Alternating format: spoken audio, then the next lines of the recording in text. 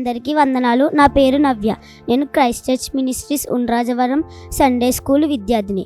నేను ఈరోజు మోషే గారి గురించి చెప్పబోతున్నాను. చాలా సంవత్సరాల క్రితం ఇజ్రాయేలు జాతి బానిసలుగా బ్రతికేవారు. ఫరో అనే ఒక క్రూరమైన రాజు వారిని అన్నడు హింసిస్తూనే ఉండేవాడు. ఇజ్రాయేలు జనాభా పెరగడంతో పుట్టే ప్రతి మగబిడ్డను చంపాలని రాజు ఆజ్ఞ ఇచ్చాడు.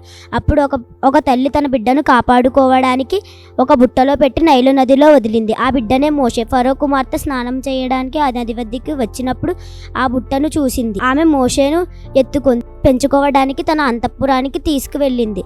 ఈ విధంగా మోషే ఇజ్రాయేల్ బిడ్డ అయినప్పటికీ రాజకుమారుడిగా పెరిగాడు. దేవుడి పిలుపు. సింహాసనం పైన ఉన్నప్పటికీ తన ప్రజల బాధను మోషే చూడలేకపోయాడు.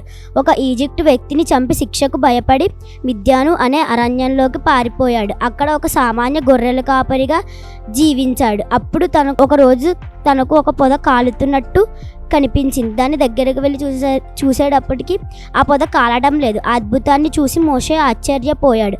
అప్పుడు ఆ పొదలో నుండి దేవుడు మోషేతో మాట్లాడి, నేను నీ తండ్రుల దేవుడు.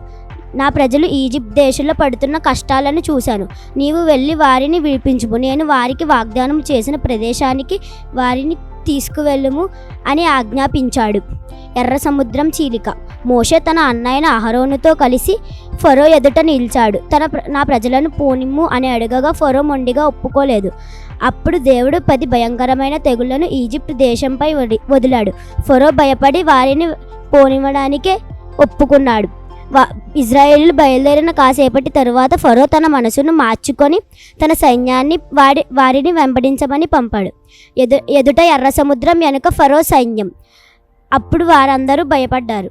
అప్పుడు మోషే దేవుడికి ప్రార్థించగా మోషే తన చేతికర్రను సముద్రం వైపు చూపగా సముద్రం 2 పాయలుగా చీలిపోయింది. అప్పుడు ఎండిన నేలపై దేవుడి ప్రజలు దాటి వెళ్ళగా ఫరో సైన్యం వారిని వెంబడించేందుకు ప్రయత్నించింది. అప్పుడు ఆ సముద్రం మూసుకుపోయింది. వారందరూ మునిగిపోయారు. మనం మోషే కథ నుండి నేర్చుకోవాల్సింది ఏంటనగా, మనం దేవుడిపై విశ్వాసం ఉంచితే మన ముందు ఎంత పెద్ద అడ్డంకి ఉన్నా, ఎర్ర సముద్రం లాంటిది ఉన్నా సరే దేవుడే మనకు దారి చూపిస్తాడు.